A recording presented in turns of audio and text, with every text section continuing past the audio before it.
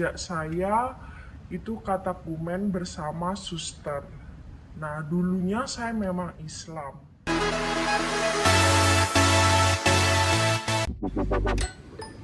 Halo semuanya, salam Karitas. Saya Suster Salvatorina dari kongregasi FCH.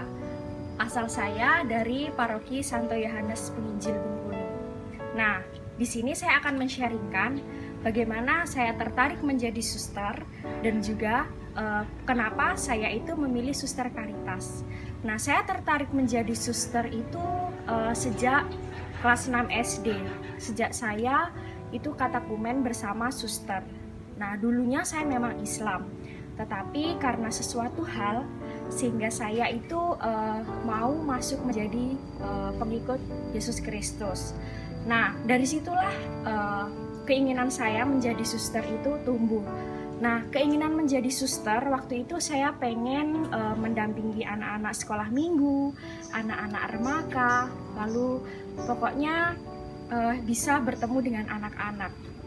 Nah, dari SD sampai SMP keinginan itu tetap terus bertumbuh, keinginan menjadi suster, hingga suatu ketika ketika SMP itu pindah ke suatu tempat dan di situ saya ketemu Suster Karitas. Nah, dari situ saya pengen menjadi Suster Karitas. Awalnya itu hanya kepengen menggunakan jubah warna putih, Nah, jubah Suster Karitas itu sangat mengena di hati saya karena semuanya itu seragam, sama dari ujung kepala sampai bawah begitu. Nah, dari situlah saya tertarik ketika saya belajar agama, lalu ikut misdinar, itu kami selalu didampingi oleh para suster Karitas. Dari situ saya semakin mencintai dan juga semakin pengen begitu menjadi suster Karitas. Setelah SMA, kebetulan juga saya masuk di asrama suster-suster Karitas, sehingga benih panggilan itu semakin tumbuh dalam diri saya. Di situ juga saya dibimbing, ikut doa bersama dengan para suster, lalu tinggal bersama para suster Karitas. Semakin saya itu cinta sekali dengan suster Karitas ini, karena saya suka dengan kebersamaannya, persaudaraannya, dan juga semuanya. Lalu setelah SMA saya masuk ke aspiran, postulat, dan novisiat, sehingga saya sekarang menjadi suster Karitas.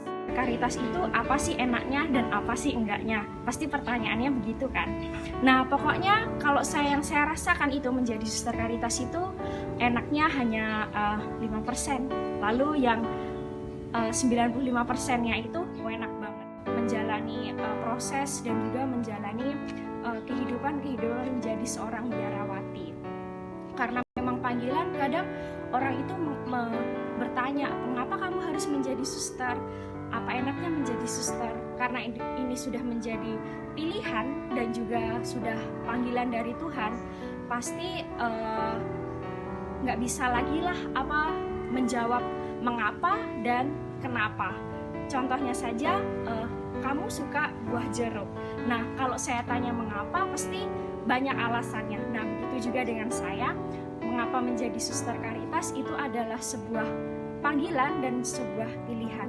Jadi pengalaman dan juga cerita saya, perjalanan saya dari awal panggilan saya hingga saya menjadi suster Karitas. Nah, bagi kaum muda, kalau kalian merasa terpanggil, ayo ikut dan juga bergabung bersama kami suster-suster Karitas.